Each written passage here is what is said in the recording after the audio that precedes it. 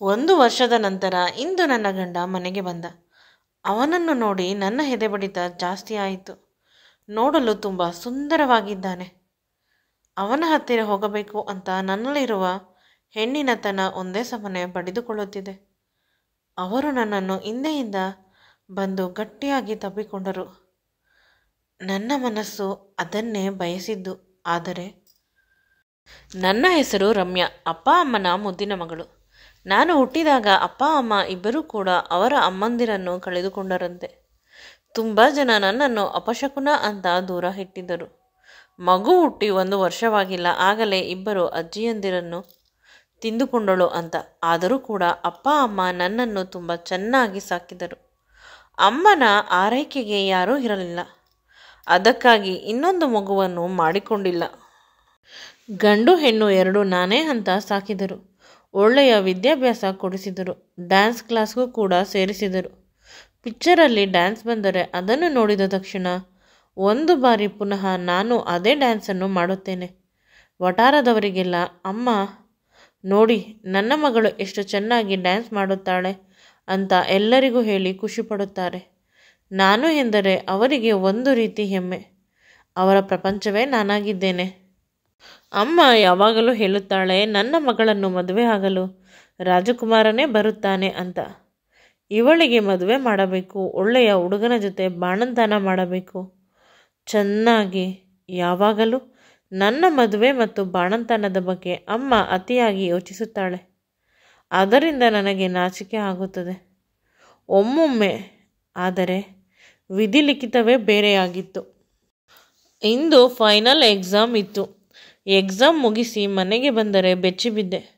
ನಮ್ಮ ಮನೆಯ ತುಂಬ ಜನಗಳು ಇದ್ದರು. ನನ್ನ ಅಮ್ಮ ನನ್ನನ್ನು ಬಿಟ್ಟು ಕಾಣದ ಲೋಕಕ್ಕೆ ಹೊರಟು ಹೋಗಿದ್ದಳು. ಇನ್ನು ನನಗೆ ಮದುವೆ ಯಾರು ಮಾಡುತ್ತಾರೆ, ಬಾಣಂತನ ಯಾರು ಮಾಡುತ್ತಾರೆ, ಅಮ್ಮ ಹೋದ ಮೇಲೆ ಅಂತ ಅಳಲು ಶುರು ಮಾಡಿದೆ. ಆಗ ವಿಧಿಯಿಲ್ಲದೆ ಕೆಲಸಕ್ಕೆ ಸೇರಿಕೊಂಡೆ. ಮನೆಯಲ್ಲಿದ್ದರೆ ತಲೆ ಕೆಟ್ಟು ಹೋಗುತ್ತದೆ ಅಮ್ಮನ ಯೋಚನೆಯಲ್ಲಿ ಅಂತ.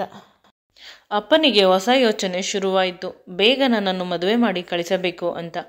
ಅಕಸ್ಮಾತ್ ನನಗೂ ಏನಾದರೂ ಆಗಿಬಿಟ್ಟರೆ ನನ್ನ ಮಗಳಿಗೆ ಯಾರೋ ದಿಕ್ಕು. ನೆಂಟರೆಲ್ಲ ನಮ್ಮನ್ನು ದೂರ ಇಟ್ಟಿದ್ದಾರೆ. ನನ್ನ ಮಗಳು ಅಪಶಕುನ ಅಂತ. ಆಸ್ತಿಗಾಗಿ ಮದುವೆ ಮಾಡದೆ ಅವಳನ್ನು ಒಂಟಿಯಾಗಿ ಬಿಟ್ಟರೆ ಅಂತ. ಹಗಲು ರಾತ್ರಿ ಹುಡುಗನನ್ನು ಎಲ್ಲ ಕಡೆ ಹುಡುಕಿದರು. ನಾನು ಮದುವೆ ಬೇಡಪ್ಪ, ನಿನ್ನನ್ನು ನನ್ನ ಜೊತೆ ಇಟ್ಟುಕೊಳ್ಳಲು ಒಪ್ಪಿದರೆ ಮಾತ್ರ ಮದುವೆ ಆಗುತ್ತೇನೆ ಅಂತ ಹೇಳಿದೆ. ಒಂದು ಹುಡುಗ ಅದೇ ರೀತಿ ಸಿಕ್ಕಿದ. ಅಪ್ಪನ ದೂರದ ಸಂಬಂಧದ ಹುಡುಗ. ಒಬ್ಬನೇ ಮಗನಂತೆ. ಅವನಿಗೂ ಅಪ್ಪ ಅಮ್ಮ ಯಾರೂ ಇಲ್ಲ. ನೆಂಟರ ಮನೆಯಲ್ಲಿ ಬೆಳೆದಿದ್ದನಂತೆ. ಈಗ ಇಂಜಿನಿಯರ್ ಆಗಿ ಒಂದು ಒಳ್ಳೆಯ ಕಂಪನಿಯಲ್ಲಿ ಕೆಲಸದಲ್ಲಿ ಇದ್ದಾನೆ. ಮದುವೆ ಆದರೆ ನೀವಿಬ್ಬರೇ ಇರಬಹುದು. ನನ್ನನ್ನು ಕೂಡ ನಿಮ್ಮ ಜೊತೆ ಇಟ್ಟುಕೊಳ್ಳಲು ಒಪ್ಪಿದ ಅಂತ ಅಪ್ಪ ಹೇಳಿದಾಗ ನಾನು ಅಪ್ಪನ ಕಡೆ ನೆಮ್ಮದಿಯಿಂದ ನೋಡಿದೆ. ಬದುಕು ಎಷ್ಟೊಂದು ಚಂದ ಅಂತ ಅನಿಸಿತು. ಎಲ್ಲಿ ಅಪ್ಪನನ್ನು ಬಿಟ್ಟು ಹೊರಟು ಹೋಗುತ್ತೇನೆ ಅಂತ ಭಯವಾಗುತ್ತಿತ್ತು. ಅಮ್ಮನಿಗೂ ಕೂಡ ಖುಷಿಯಾಗುತ್ತದೆ. ನನ್ನ ಮಗಳು ಅವರ ಅಪ್ಪನನ್ನು ಚೆನ್ನಾಗಿ ನೋಡಿಕೊಳ್ಳುತ್ತಿದ್ದಾಳೆ ಅಂತ. ಹುಡುಗನ ಮುಖವನ್ನು ಕೂಡ ನೋಡಿಲ್ಲ. ಅವನು ಹೇಗಿದ್ದಾನೆ, ಏನು ಮಾಡುತ್ತಿದ್ದಾನೆ, ಅವನ ಊರು ಯಾವುದು, ಯಾವುದರ ಬಗ್ಗೆ ಕೇಳದೆ ಮದುವೆಗೆ ಒಪ್ಪಿದೆ. ಅಪ್ಪ ಪದೇ ಪದೇ ಹುಡುಗನನ್ನು ನೋಡದೆ ಮದುವೆಗೆ ಹೇಗೆ ಒಪ್ಪಿಕೊಂಡೆ ಅಂತ ಕೇಳುತ್ತಿದ್ದರು. ಅಪ್ಪ, ನಿನ್ನ ಮೇಲೆ ನಂಬಿಕೆ ಇದೆ. ನಿನ್ನ ಪ್ರಾಣ ನಾನು. ನಿನ್ನ ಬದುಕಿನಲ್ಲಿ ನನ್ನನ್ನು ಬಿಟ್ಟರೆ ಏನಿದೆ. ನನಗೆ ನೀನು ತುಂಬ ಚೆನ್ನಾಗಿರುವ ಹುಡುಗನನ್ನೇ ನೋಡುತ್ತೀಯ ಅಂತ ಅಪ್ಪನ ಕಡೆ ತುಂಬ ಎಮೋಷ್ನಲ್ ಆಗಿ ನೋಡಿದೆ. ಆಗ ಅಪ್ಪ ಕೂಡ ಒಂದು ಕ್ಷಣ ಸ್ಟನ್ ಆದರು. ಏನೂ ಮಾತನಾಡಲು ಅವರ ಬಾಯಿಂದ ಮಾತುಗಳು ಬಂದಿಲ್ಲ. ಕೊನೆಗೆ ನಾನು ಎಂದಿನಂತೆ ನನ್ನ ಕೆಲಸ ಮಾಡುತ್ತಿದ್ದೆ. ಮದುವೆಯೂ ಕೂಡ ಬಹಳ ಬೇಗ ಆಗಿ ಹೋಯಿತು. ಮದುವೆಗೆ ಬೇಕಾದ ಶಾಪಿಂಗ್ ಎಲ್ಲ ನನ್ನ ಚಿಕ್ಕಮ್ಮ ಮಾಡಿಸಿದರು. ನನ್ನ ಪ್ರಾಣ ಸ್ನೇಹಿತೆ ನರ್ಮದಾ, ಅವಳು ಕೂಡ ಸಹಾಯ ಮಾಡಿದಳು. ಮೊದಲು ಸ್ವಲ್ಪ ಕಷ್ಟ ಅಂತ ಅನಿಸಿದರೂ ಅಮ್ಮ ಇಲ್ಲದೆ ಈ ಎಲ್ಲ ಕೆಲಸಗಳು ದಿನಗಳು ಕಳೆದಂತೆ ನಡೆಯುತ್ತಾ ಹೋಯಿತು. ಒಂದೊಂದು ಬಾರಿ ಅನಿಸುತ್ತದೆ, ಯಾರು ಇದ್ದರೂ ಇಲ್ಲದೆ ಹೋದರೂ ಕೆಲವು ವಿಷಯಗಳು ನಡೆಯುತ್ತವೆ. ಪ್ರಪಂಚವು ಸಮಯವು ಓಡುತ್ತಲೇ ಇರುತ್ತದೆ ಎಂದು ಕೂಡ ನಿಲ್ಲುವುದಿಲ್ಲ. ಒಮ್ಮೊಮ್ಮೆ ಹಳೆಯ ನೆನಪುಗಳು ತುಂಬ ದುಃಖ ಕೊಡುತ್ತವೆ.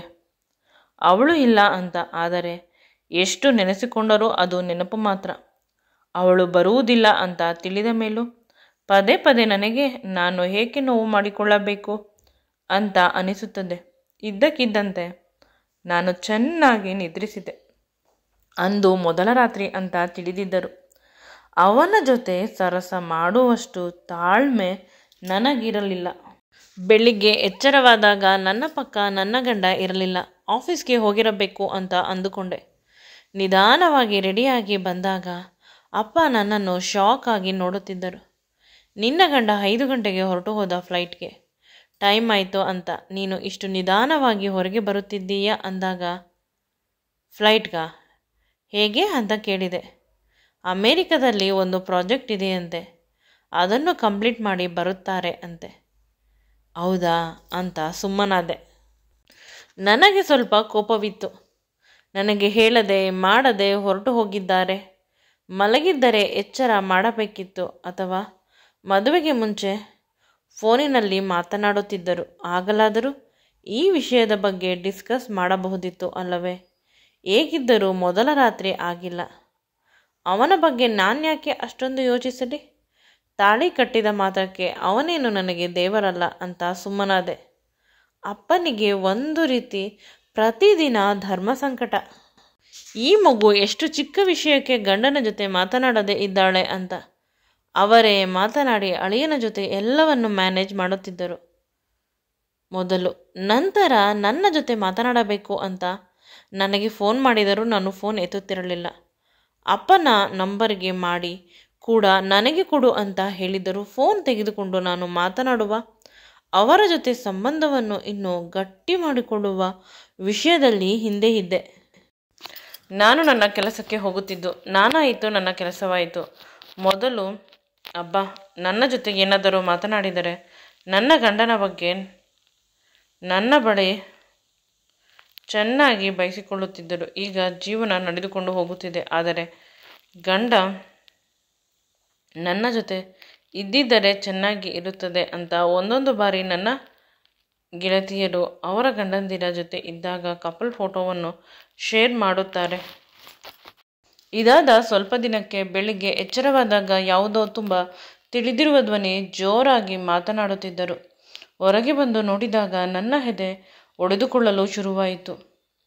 ಇಷ್ಟು ದಿನ ನಾನು ಕಾದಿದ್ದು ನನ್ನ ಗಂಡ ಬಂದಿದ್ದಾನೆ. ಅಲ್ಲೇ ಇದ್ದ ಕನ್ನಡಿಯಲ್ಲಿ ನನ್ನ ಕೂದಲನ್ನು ಮತ್ತು ಬಟ್ಟೆಯನ್ನು ಸರಿ ಮಾಡಿಕೊಂಡು ಹೊರಗೆ ಬಂದೆ. ಆದರೆ ಅಪ್ಪ ಹೇಳುತ್ತಾರೆ ಅವರು ಅವರ ಗೆಳೆಯರನ್ನು ಮೀಟ್ ಮಾಡಿ ಬರುತ್ತಾರೆ ಅಂತೆ. ನಾನು ಸ್ವಲ್ಪ ಕೆಲಸವಿದೆ ಅಂತ ಹೊರಗಡೆ ಹೋಗುತ್ತೇನೆ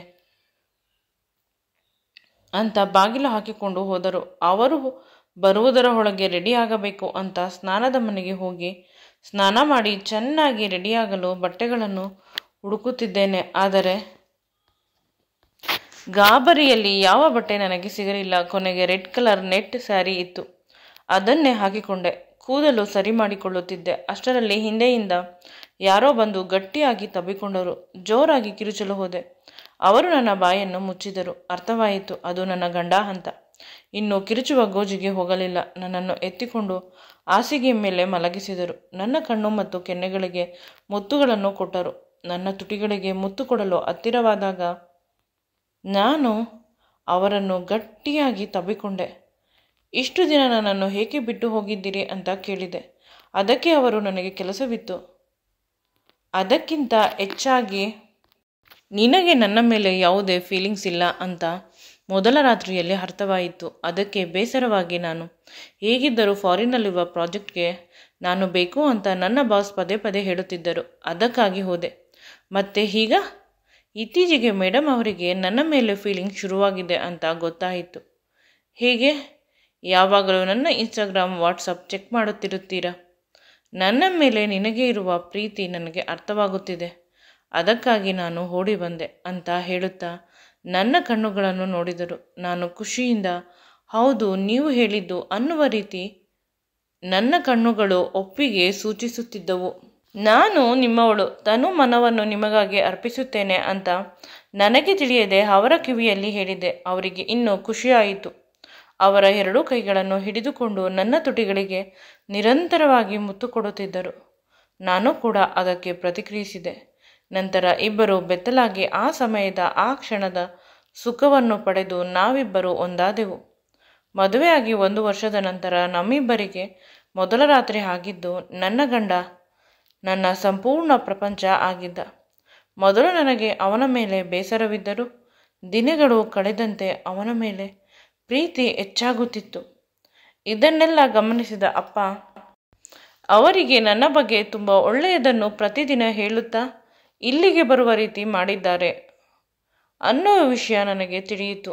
ಈ ಕ್ಷಣ ಅನಿಸಿತು, ನನಗೆ ನನ್ನ ಗಂಡ ಎಷ್ಟು ಒಳ್ಳೆಯವನು, ನನ್ನನ್ನು ಎಷ್ಟು ಪ್ರೀತಿಯಿಂದ ನೋಡಿಕೊಳ್ಳುತ್ತಾನೆ. ಆದರೆ ಆ ಪ್ರೀತಿಯ ಸುಖವನ್ನು ಅನುಭವಿಸಲು ನಾನು ಇಷ್ಟು ದಿನಗಳು ಕಳೆಯಬೇಕಾಗಿತ್ತು. ಮೊದಲ ರಾತ್ರಿಯೇ ಇದೆಲ್ಲ ಆಗಿದ್ದರೆ ಇಷ್ಟೊಂದು ಸುಖ ಸಿಗುತ್ತಿರಲಿಲ್ಲ. ಕೆಲವೊಮ್ಮೆ ತುಂಬ ಕಾದ ಮೇಲೆ ಸಿಗುವ ಸುಖ ಜಾಸ್ತಿ ಆಗಿರುತ್ತದೆ. ಈ ರೀತಿ ಯೋಚನೆ ಮಾಡುತ್ತಾ ಕಣ್ಣು ಮುಚ್ಚಿ ನನ್ನ ಪಕ್ಕ ನಿದ್ರೆ ಮಾಡುತ್ತಿರುವ ನನ್ನ ಗಂಡನ ಹಣೆಗೆ ಮುತ್ತು ಕೊಟ್ಟೆ. ಅವರ ಮುಖದಲ್ಲಿ ಜೆಂಟಲ್ ಆಗಿ ಒಂದು ಸ್ಮೈಲ್ ಬಂತು. ನಿದ್ರೆ ಕಣ್ಣಲ್ಲಿ ಐ ಲವ್ ಯು ಹೇಳಿದರು ನನಗೆ. ನನ್ನ ಹೃದಯ ಇನ್ನೂ ಜೋರಾಗಿ ಹೊಡೆದುಕೊಳ್ಳಲು ಶುರುವಾಯಿತು. ಅವರ ಸಂಪೂರ್ಣ ಉಸಿರಿನಲ್ಲೇ ನಾನು ಇದ್ದೀನಿ ಅಂತ ನನಗೆ ಫೀಲ್ ಆಯಿತು. ಇನ್ನು ನಮ್ಮ ಬದುಕು ಸುಂದರವಾಗಿರುತ್ತದೆ ಅನ್ನುವುದನ್ನು ನೆನಪಿಸಿಕೊಂಡು ನಾನು ಸ್ವಲ್ಪ ಎಮೋಷ್ನಲ್ ಆದೆ. ನಮ್ಮಿಬ್ಬರ ಪ್ರೀತಿಯ ಸುಂದರವಾದ ಪಯಣ ಇಂದಿನಿಂದ ಶುರುವಾಗಿದೆ. ಈ ವಿಡಿಯೋ ನಿಮಗೆ ಇಷ್ಟವಾಗಿದ್ದಲ್ಲಿ ನನ್ನ ಚಾನಲನ್ನು ಲೈಕ್ ಮಾಡಿ, ಶೇರ್ ಮಾಡಿ ಮತ್ತು ಸಬ್ಸ್ಕ್ರೈಬ್ ಮಾಡಿ. Thank you.